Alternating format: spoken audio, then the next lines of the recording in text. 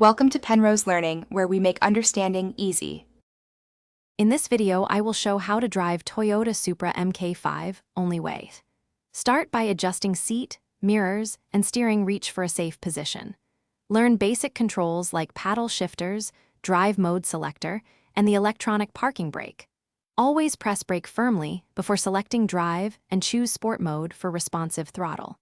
Check tire pressures and steering feel at low speed before increasing pace. Practice smooth throttle and brake inputs to build confidence. Familiarize yourself with each control and what it does before you drive aggressively.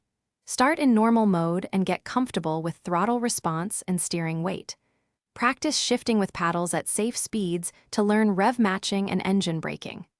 Understand traction control, stability aids, and ABS so you can adapt settings responsibly. Always prioritize smooth inputs and predictable inputs when learning the Supra's dynamics on public roads or a closed course.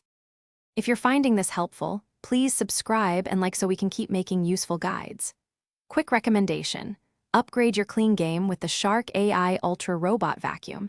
It maps rooms, responds to voice commands, and cleans while you focus on driving.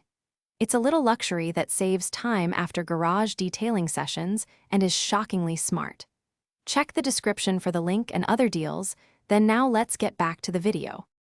Start by practicing entry, apex, and exit on quiet roads or a track to learn balance. Brake in a straight line, then gently release as you turn in to maintain stability.